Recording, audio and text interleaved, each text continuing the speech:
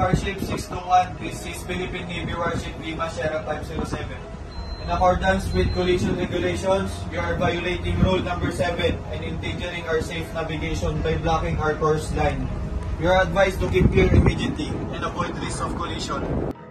Magandang araw mga ka-aerial defense, may ibabahagi na naman ako sa inyo.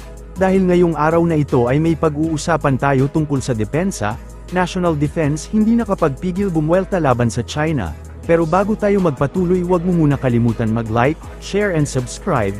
Manatiling nakatutok sa aming channel para updated ka sa balitang militar at West Philippine Sea. Mariing tinuligsa ni Defense Secretary Gibo Teodoro ang pag-aangkin ng teritoryo ng China sa Scarborough Shoal o Baho de Masinloc, dahil sa engkwentro kamakailan sa pagitan ng Philippine at Chinese Coast Guard vessels nitong nakaraang linggo. Ipinagtanggol ng Chinese Foreign Ministry ang mga aksyon ng Coast Guard nito laban sa mga sasakyang pandagat ng Pilipinas na dapat pangalagaan ng teritoryo nito. Sa kabilang banda, sinabi ni Teodoro na tinatanggihan ng internasyonal na komunidad ang mga pag-aangkin ng China, at idinagdag na ang Pilipinas ay patuloy na hinahamon ng mga maling salaysay ng China. Silang pasihan sa sinasabi nila eh. Kaya nga ino-occupy nila, squatter sila dun sa area na yun. Ngayon, dahas ang ginagamit nila, porque malakas sila.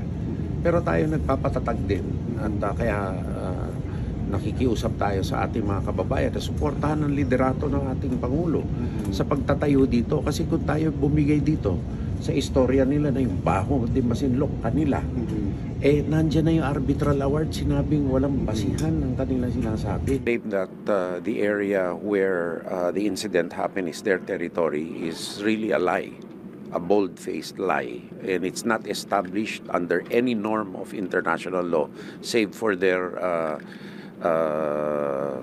own stealing of the same as their own, appropriating the same illegally. So I think they will just continue to go forward with this narrative while we have to work internally to strengthen ourselves and to work with like-minded nations such as Japan in order to counter this illegal narrative. As I said, we really need to build international voices of condemnation against this, because the whole world does not support China. There is no visible declaration of support for China's gratuitous claims in the South China Sea, but there is condemnation. So I think China will just continue to do what it does without regard to other people's rights, because that's what they can do.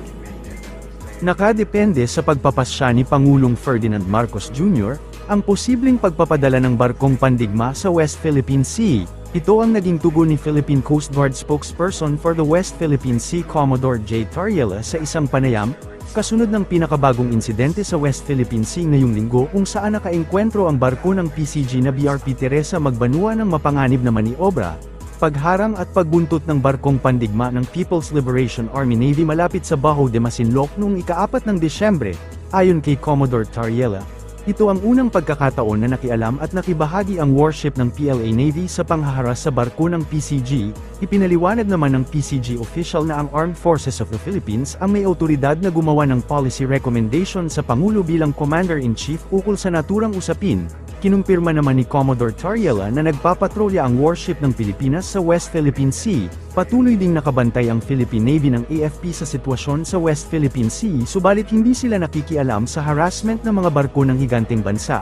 Nilinaw naman ng opisyal na hindi kailanman mapapalitan ng PCG ang Philippine Navy pagdating sa pagdepensa ng ating mga teritoryo, dahil ang Coast Guard ay tumutulong lamang sa mga isinasagawang misyon.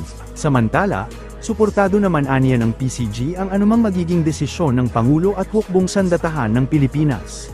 Ngayon, kung ang tanong, kung ang China ba nagdi-deploy na ng warship, is it about time for us to deploy warship, right? I'll go back to the statement of President Bongbong Marcos. No?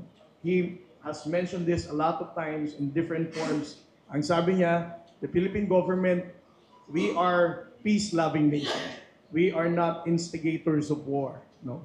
But if we're going to look at the reciprocity between the PLA Navy being part of the warship ng Chinese government, is it about time for us to do that?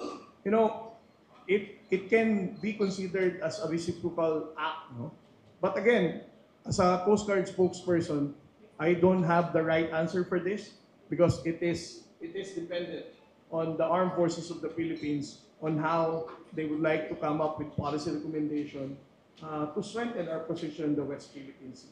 So it's up to the AFP leadership, and again, it's the Commander-in-Chief that decides whether we're going to modify our response in the West Philippine Sea. It is in response with the deployment of the People's Republic of China's PLA Navy.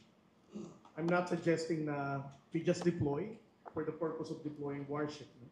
What I said is it's up to the Commander-in-Chief and the Armed Forces of the Philippines to come up with policy recommendation to have reciprocity of deployment.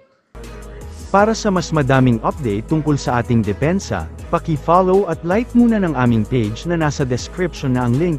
Huwag mo na rin kalimutan mag-like, share and subscribe. Pindutin mo na rin ang bell para updated kayo sa aking mga bagong video. Maraming salamat po.